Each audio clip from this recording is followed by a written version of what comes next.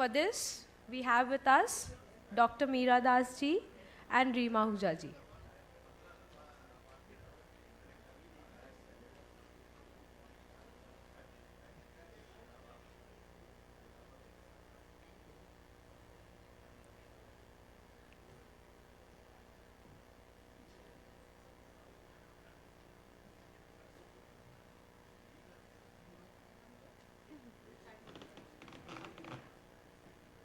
Please welcome our speaker for the session, Dr. Meera Das. She is a former member of NMA and convener NTAC.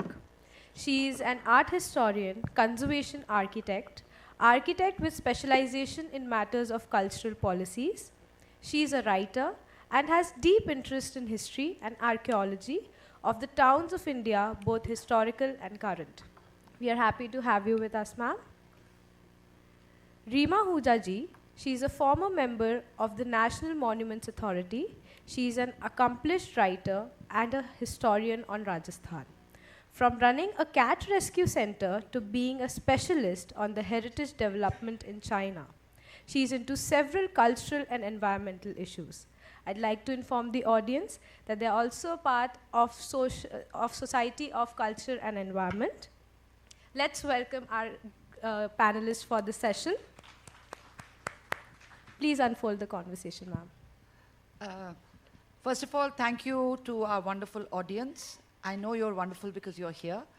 And secondly, Meera ji, it's a pleasure to welcome you to the dais in your own city, to the society that you have been the secretary of, but also to a subject that you always love to talk about, and that is Vidisha, Bhopal के आसपास मध्य प्रदेश की जो धरोहर है. आपने शायद उज्जैन में भी बहुत काम किया हुआ है. आपका मतलब एक incarnation has also been with intact work everywhere. Just a little correction before we get into our discussion. We are actually not talking about Nayanjot's book today. I wish Nayanjot had been here and I had been sitting there listening to her, because it's been a long time since I've heard her on her book. But it's a greater pleasure to be sitting with Meera, because each time we would meet, I would say, tell me a little more about your area. You know, Base Nagar ka kuch batao, and Udaygiri, and she would say, you have to come there. So it's a half compromise. I think the introductions have already made those who did not know Meera aware of the range of her work. But let us also bring in the range of Madhya Pradesh in particular. You have a PowerPoint.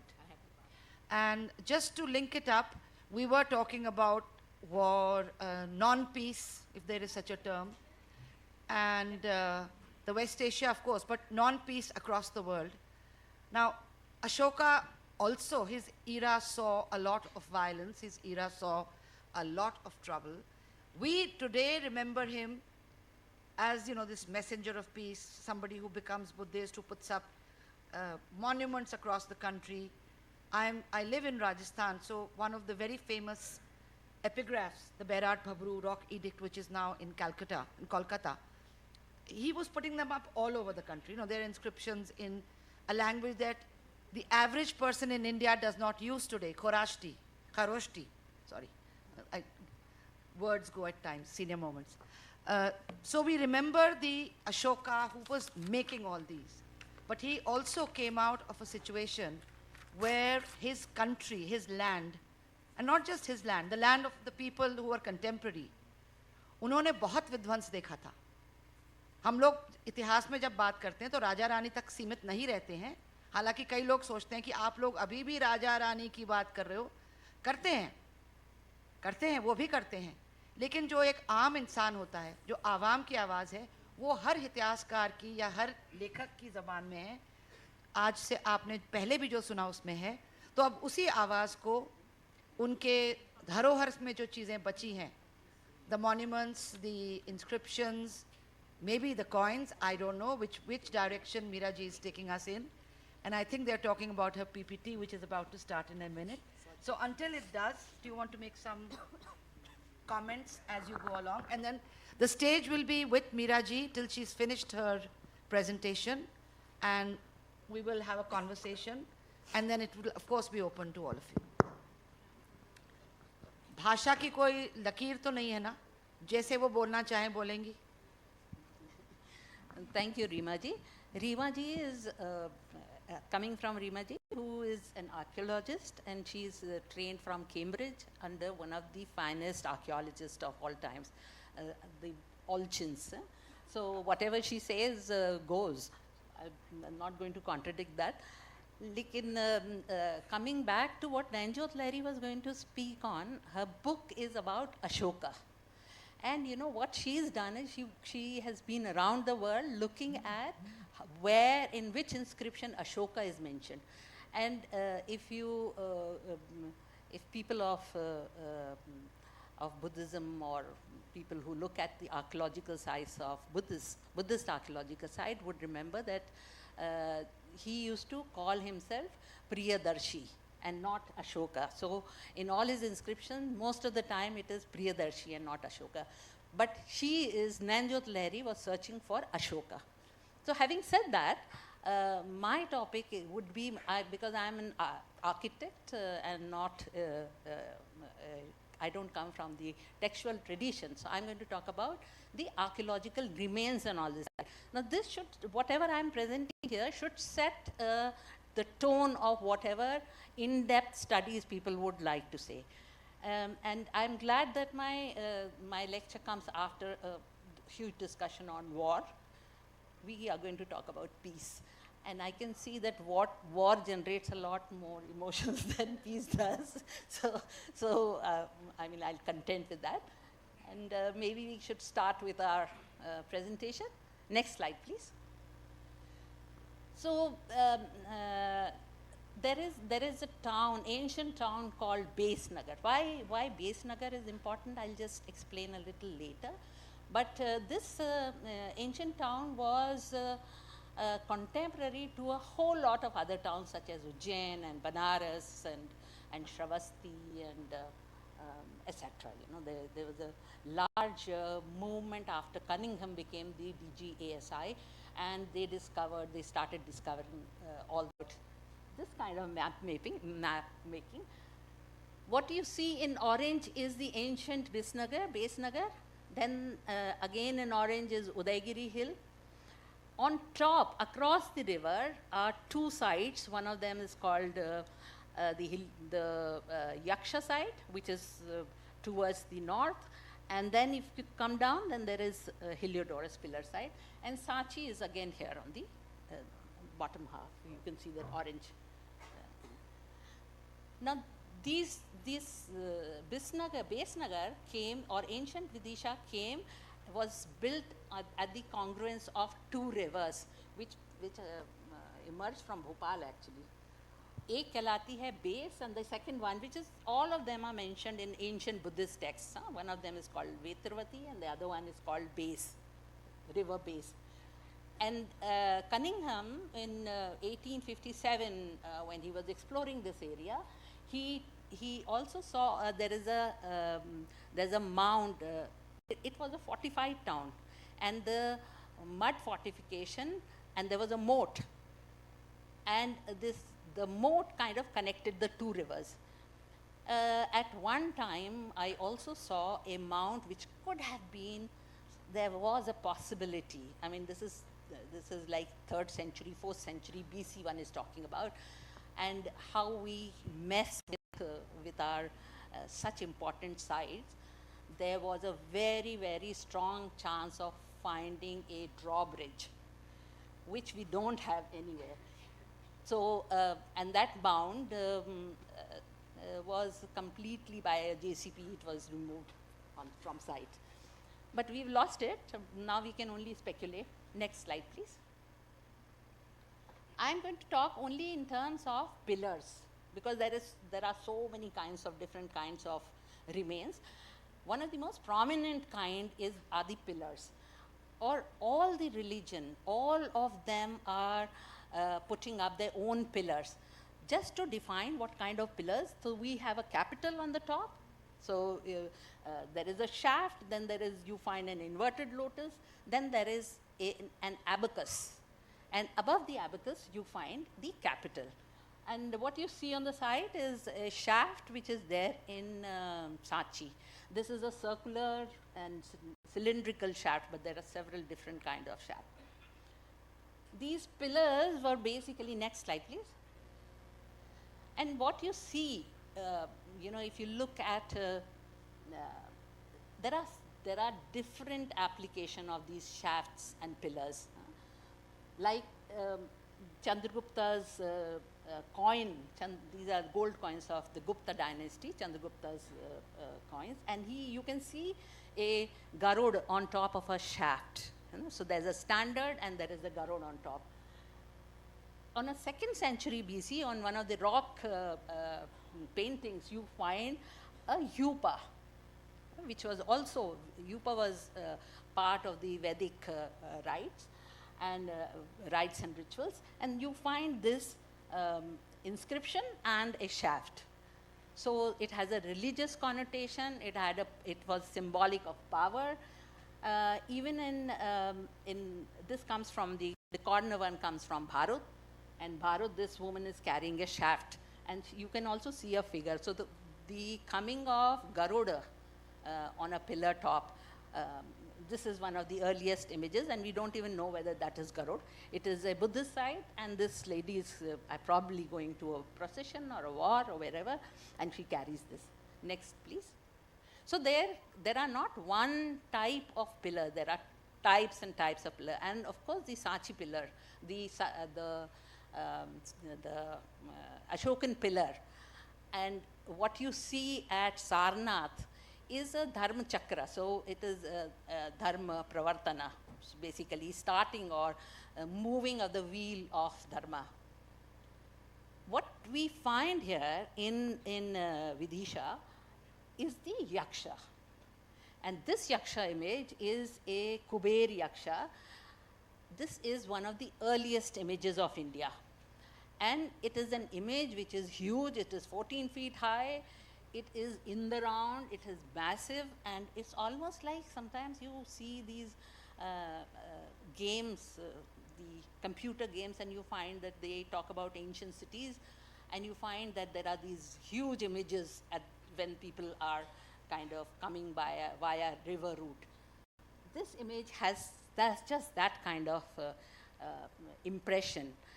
It is located in Vidisha Museum in a place which is so small. I mean, you can just see it's touching the roof of the museum. Anybody in the world, any museum in the world would have made so much out of it. There is such a lot of material which goes along with a Kuber Yaksha. Kuber Yaksha is the god of wealth, and that is a capital which was taken away from here, from Vidisha, and it's currently in Calcutta Museum. This is the capital of the shaft, and it is known as it is Kalpavraksha. So wish fulfilling tree, which was the symbol of Kuber Yaksha. You can just imagine, today of course there is nothing, but you can imagine a yaksha standing, 14 feet high yaksha, in the round, big, massive merchant. He wears huge amount of jewelry, probably hollow gold, if you can make out. Then he carries a purse and big, thick,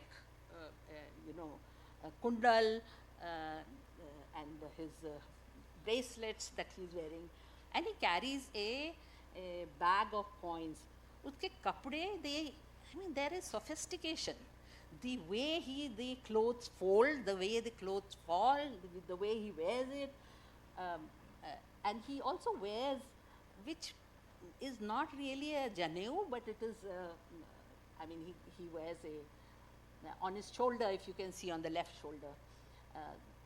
One still has to find meaning for it because there is very little literature of that time. Sanskrit literature, Buddhist literature talks extensively about it. Subsequently, after hundreds of years, they are still writing about it, because then, but it appears that this yaksha had a cult following of its own. And Vidisha was a merchant town. Next, please. Very close to if you remember the map, very close to the south is this pillar. When people were discovering Sanchi, ये सांची की तरफ सब देख रहे हैं, and you know there is that was one of the major archaeological reconstruction or conservation or preservation effort across the world. In the sense कि आप सोचते हैं इजिप्ट में पहले हो रहा है, no. Before Egypt, the conservation is taking place at Sanchi, and the norms for conservation are being written at Sanchi. So, so this, jab Sanchi was at its peak, you know, in terms of its rediscovery, they found a pillar. They found a pillar across the river, across Betwa River, and this pillar had a thick layer of geru, and they couldn't make out what it is. For a very long time, they couldn't understand what is that pillar. It was known as Khambaba, and because there were rituals happening, you know, kind of happening around that. And only in 1911, or maybe a little later, Mr. Nagaich and Mishra ji are here, but they decided to remove the geru which was there, because it was highly ritualistic place, and exorcism used to take place there and all that. When they removed it, they discovered a 7-line inscription, and for the first time in an archaeological site, one came to know that there was a Bhagavata, because it mentions the word Bhagavata. First time one knew that other than Buddhism, there is something else happening. And this is, the word Bhagavata comes there. And there was this single pillar on which everything is taking place. There's there is a 8-sided pillar shaft which gets converted into 16-side, and then it becomes 32-side and a circular shaft. Distinctly different from what is happening at Sanchi. And a complete philosophical, religious growth which is contemporary to what is happening in Buddhism. Next slide, please. So this is the inscription which was found. Actually, there were 2 inscriptions. One is 7-line inscription, and one was a 3-line inscription. And the person who was writing about it, who's writing this inscription, he says, my name is Heliodorus, I come from Takshila, and I dedicate this shaft to the standard, basically not a shaft, this standard to Vishnu, and not to Vishnu, to Vasudeva. And he calls himself a Bhagavata. He says, I'm a Bhagavata, and I heard so much about this place, and I have come to, and he was an ambassador of Takshila. He was sent by the Greek king when he came. Next, please. What happened? There was no capital. So on site, because a lot of archaeological remains and sculptures were removed from this site, and they were moved to Gwalior, because Gwalior was the state under which this fell. All this was removed. There are some absolutely brilliant carvings from this site, Heliodorus pillar site, which were removed. Later on, when they did conduct it, I think 4 or 5 excavations have taken place there. And later on, they found many more things, but the pillar capital, the Garuda Dwaja, was not to be found. This was discovered. I wrote a paper on it, and I say, this is the Garuda Dwaja. And the reason was why I'm calling it Garuda Dwaja is because if you are looking for a Garuda, then you should look for a bird, etc., etc. And then there is the Naga symbolism which happens with it, and it has a bird feet. And there was no clear record of it moving from here, but even in the Gwalior museum, it did not go to the Gurjari Mahal museum directly. It went via, it was at Phool Mahal, Phool Bagh. These sculptures were put there and then subsequently shifted to I think in 1923 it was moved to Gurjari Mahal Museum. And this was one of the pieces that you can, through deductive thing, logic, you can say ki acha, it went from here to there and there to there. So I've written a paper on this, but it is certainly 2nd century BC and absolutely brilliant piece. Next, please. There is no parallel. You don't find anything like this anywhere, as far as I know. Because later on, Garud becomes personified, and all the Garud that you find are in human form. Till 5th century, is still kind of bird, in their bird form. There are several capitals which came out from there, and so these capitals are known as Tar Dhwaja, and it was a symbol of Balaram or Sankarshana, and so there was an excavation conducted there, and they found remains of 8 pillars, and one of them was Garud Dhwaja, because there was an inscription. They didn't find shaft of any other, and it appears that one can kind of talk about the Vrishni Veer, at least 3 of them can be found there. So this is the beginning of the Bhagavata cult, which later on converts into Vaishnavism and then to Krishna cult.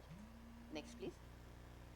This was a reconstruction which was attempted by Mr. M.D. Khare, who conducted excavation in that area. And this model is there in Bhopal Museum, the State Museum, Bhopal. You can see the excavated temple site to the lower half. And in British Museum, there is a thimble. And Michael Willis talks about it, and he says that is probably a temple with a pillar in front. Next, please.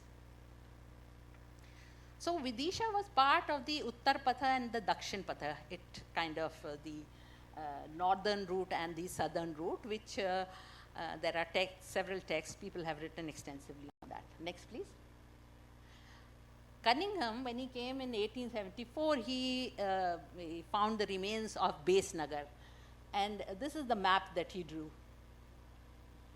Next, please. Next slide, please. That is Cunningham. And, this elephant and rider, which is there in the National Museum, comes from the site, from Base Nagar site. Later on, it was called the King and the Elephant. Next, please. We still don't know what it means or what it represents. Later on, so we still kind of covering the site. We're saying there's a Yaksha site, there's a Bhagavata site, and then we come to Base Nagar, which is the core area where all this is taking place. And then on the other side is Sanchi. And so Marshall, when he came there, he started kind of mapping it and cleaning it up and reconstructing it most of the time, reconstructing and doing conservation, preservation, and he wrote so extensively about it. For nearly 100 years, nobody worked on that site. And later on, it's only now that people are looking at it and saying, actually, he didn't do such a perfect job, and he may have put his own ideas into it and all that. Well, nobody could criticize Marshall, but I think the ASI is mature enough today to start kind of looking at it a little more objectively. And so that's the map that he drew. It's a very large site, very extensive site, and it continued for thousands of years till the 12th century. The construction was still happening there. So it was contemporary to both the Yaksha and the Bhagavata, whereas the Bhagavata site is now getting converted into Vishnu and hello. So this Bhagavata cult is now developing. All you can see, if you can see the complete growth, Vidisha is the place to look for. You can see the Bhagavata pillar, then you can see the Udaigiri hills. Can we, next slide, please? So it is not just Marshall, but there were several local archaeologists who were working on this. And one of them is Harinandan Pandey. That's a photograph. photograph, which was given to, it was courtesy Mr. Nirmal Dubey, who gave it to me. And you can see the, hello, you can see the capital which is lying there. But the Britishers in 1818 are looking at the lion capital this way. Huh? So this is a sketch by Begnaud in 1880. Next slide, please. So today, if you go there, you will find two pieces of the shaft, broken shaft kept under this. And of course, there is one which is on site. A very important Ashokan inscription is on that. Next, please. That's Sanchi's photograph. It is courtesy ASI Bhopal. Next, please. And it is so well, it's well known for its toranas. So this is the carved toran. So they had the Toran Dwar, but actually the Toran Dwar came about 150 years after the stupa was made. So there's a full narration to it, and there is a full. There is a invariably these. It's written in various. It's written by various scholars who say that how relics were so important and how the movement of the relics kind of revived and spread Buddhism. And relics are supposedly alive, and they are alive and have a will of their own.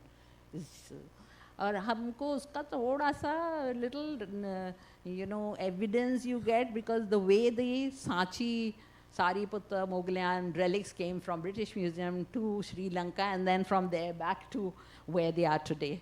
So these relics were all taken away from these stupas, various stupas at Sanchi. सब British Museum में गए थे, उनकी reliquaries हैं, and there are several books on those reliquaries. There are sculptures of the Torana, and you can see the foreigners coming there and all that. It's one of the most brilliant account of what was happening on the 3rd century BC. It's almost like an illustrated book. If you can read the whole site, then you can actually interpret it in a way that no 3rd century site can tell you. At least not in India. Next, please. There are several more pillars there. So Sanchi has several pillars. Ashokan pillar is just one of them. Next, please. Yeah. So you can see some of them are circular, some of them are fluted. And next, please. A little reconstruction somebody's done, one of my friend, John Bowles. But there are capitals, pillar capitals which are lying all over the place. Huh? There are several in Vidisha Museum as well. There are bull capitals, there are elephant capitals, there is lion capital, and there is a Naga capital, and all kinds. So the entire area must have been full of pillars and capitals. When you move from there, Sanchi towards Base Nagar, you find a site called Udaigiri. Now, the importance of Udaigiri is that it is located on Tropic of Cancer, and probably most of the manifestation has to do with the astronomical, reading. This is one of my contentions. People can dispute it, and you can. And there are several papers one has written. I've written three papers. One of them is about the sun worship at Udaigiri. It was, to my mind, one of the early astronomical site, observatory, where they are actually bringing out a calendar. They are not bringing out a calendar because we don't have the calendar, but they are kind of reading dividing the days of a year and then dividing it into months. So there is a shift from the Indian knowledge of nakshatra and the European knowledge of zodiac. And there is one capital which is there in Gwalior Museum which has zodiac below and it has nakshatra on the top. So which comes from Udaigiri. And so and there are several other evidences which kind of point towards the site being the observatory plus a understanding of calendar. Which Next period week. are we talking about? We are talking about 5th century. it's mentioned here there, but I didn't. So we've already come 700 years after the Buddhist, this thing, manifestation of Buddha. Can we go back slightly? And this is one of the early ones. So this is Shunga capital, which is currently in Gwalior Museum, and that's a reconstruction which one has done. And still a little, although one has written that this is the sun, the lion pillar with the sun symbolism, and it's a very long drawn explanation which kind of connects the two.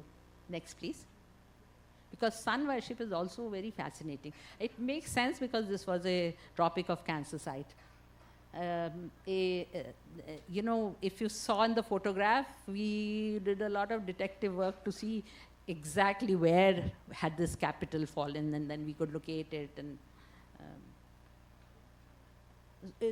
hugely meaningful. Even a small fragment from the site, you can read a whole lot of meaning, and which helps in the reconstruction. Next, please.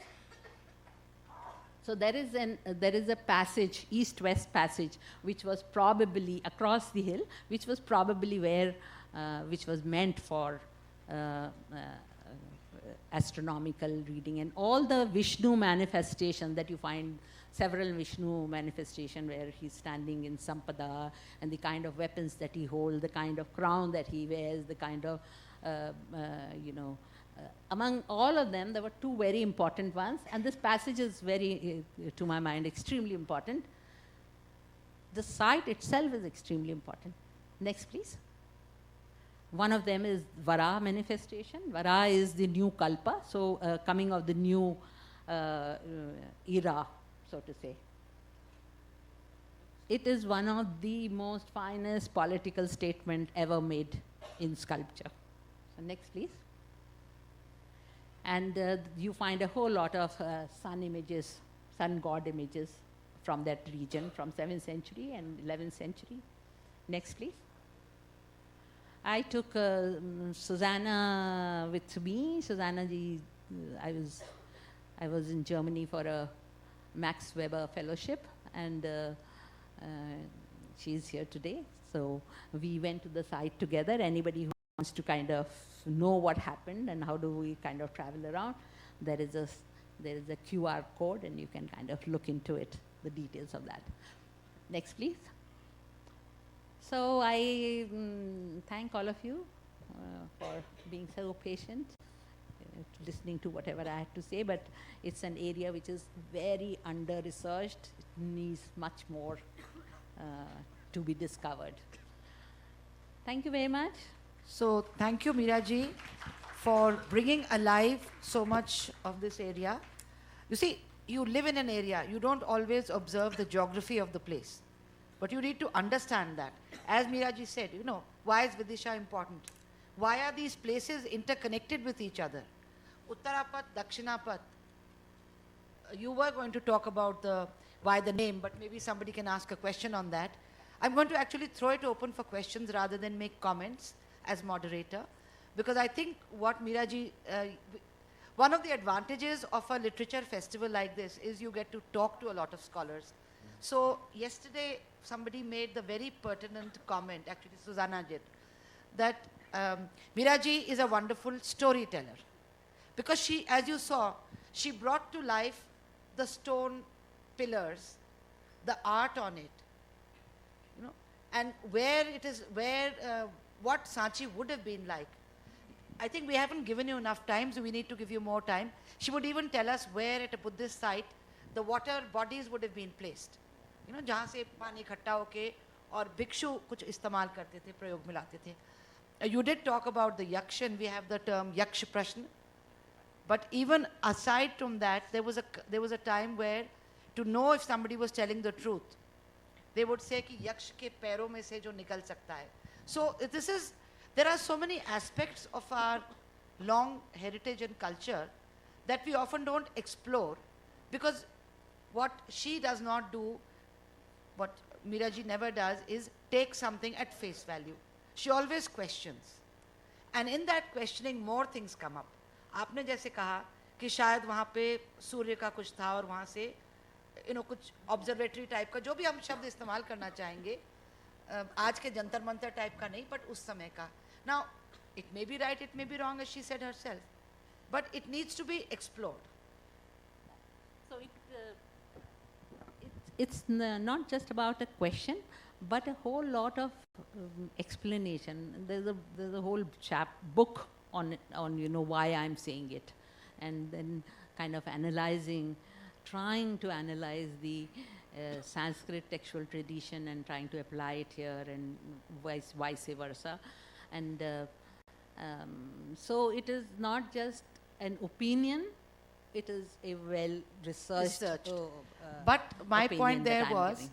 that your well-researched pieces, you have the ability to bring them to life for us in a very short, 30 slides or something.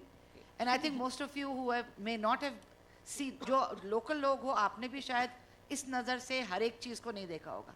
कुछ ने ज़रूर देखा होगा, लेकिन इस बारीकी से शायद नहीं देखा होगा. So I think we are very glad that you've done this. Meera ji, a couple of questions, 3 at the most, and try not to repeat. So one, I can see the hand there. A mic, please. Looks like, yeah. Identify yourself. Hello, ma'am. I am Kirti Chaudhary. I am RJ in Vivid Bharati, Bhopal. And my parental town is actually Vidisha. So when you were talking about Heliodorus pillar, in my childhood when I visited there, I found something written about Chandragupta Maurya's remnant. So whether there is something related to Chandragupta Maurya era with the Heliodorus pillar? As far as I know, none of the inscriptions talk about, or there is any evidence of Chandragupta Maurya, because he was the father of Ashoka. No? Yeah. So that's very early. But I'm not aware of it. Even if it is there, maybe you know it, but I'm not aware of Chandragupta Maurya. But Chandragupta Vikramaditya, who's a Gupta king. Yeah. And fascinatingly, the Guptas are emulating the Mauryas in several ways. So, one of my contention is, this is during the research, and of course I published several papers on that the iron pillar in Delhi at Mehroli was the original location, may have been Udaygiri. And I am writing about it in my paper, but also simultaneously there was a metallurgy, head of the department metallurgist from Kanpur IIT, Bala Subramania. He and me wrote it almost simultaneously, whereas I published it there, he published it at another place, and he's coming through metallurgy, so he's analyzing it and all that. And then we wrote several joint papers. Unfortunately, Bala is no more. He passed away due to cancer. But there is an Italian filmmaker who made a movie on the iron pillar, and at that time he got both Bala and me to kind of talk about the iron pillar. And so whatever I was saying, I am giving pointers why that iron pillar came from Udaygiri, and he is doing it from metallurgy point of view. I think I have a little deviated from it. We have a question here also. Can we move the mics quickly, because there's a question at the back. Yes, I see your hand.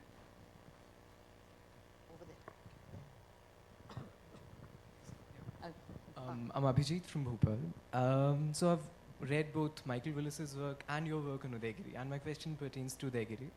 So we identify these, we identify this panel of cave number 20, I think it's called, of the Narvaraha rescuing Bhudevi from Rasatal with Chandragupta's imperial ambitions, or rather his administrative reforms. And this is one of the connections I made during my master's.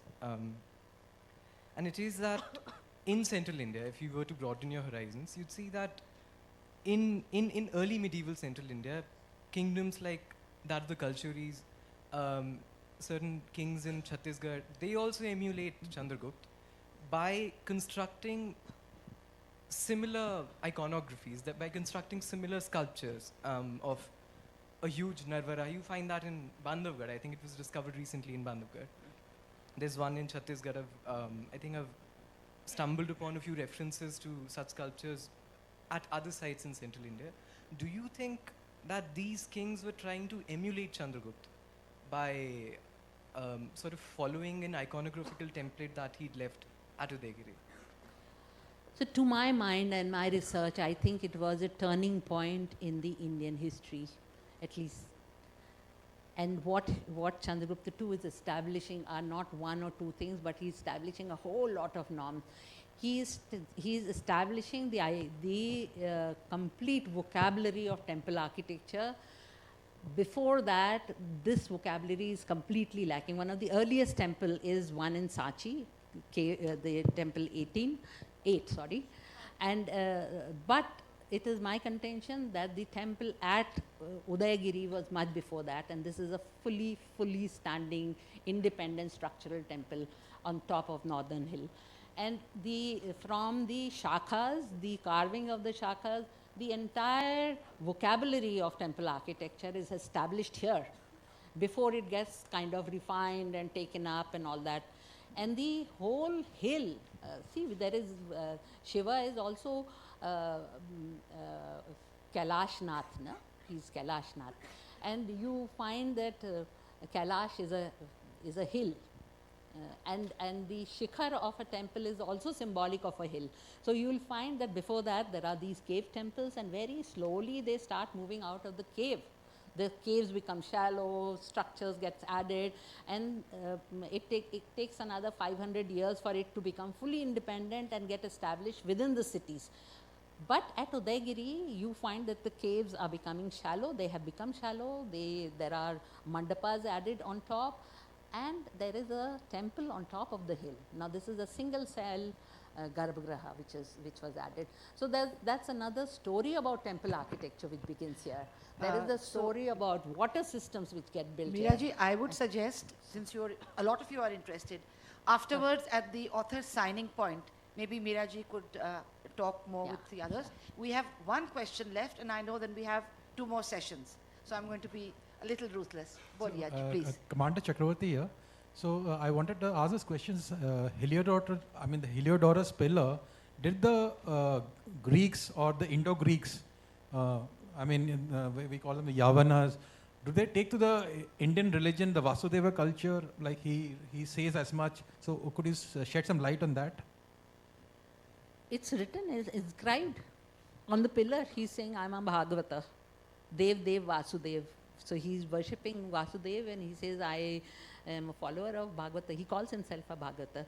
So and this is BC, 2nd century BC, much before, 200 years before Christ comes into the picture. And it is, there is a huge amount of religious churning which is taking place in this place at Vidisha. Because it's surrounded, Vidisha city was surrounded by these large manifestations of various religion, and there is much more happening. There is an appropriation, there is expansion, there is plenty happening there. So there's going to be, sorry Meera ji, there's going to be plenty happening here in a while also, and we'll be moving from the visual to the auditory, but the talk will still carry on. Definitely. You can always find our authors in the signing point, and there you can ask all your questions. One last word I do want to say, and that is, you have a very valuable resource in Dr. Meera Das here. So please, I'm saying this on your behalf. I know you will never say no. She is always available for researchers, for schools, for people. So do tap on the resource, and you will get answers to many questions. Thank you very much. That was indeed a very informative and exciting session. Now, may I please request Mrs. Niharika Singh, the founder member of the Society of Culture and Environment, to please felicitate our author and the discussant with a memento as a symbol of our love, respect, and gratitude.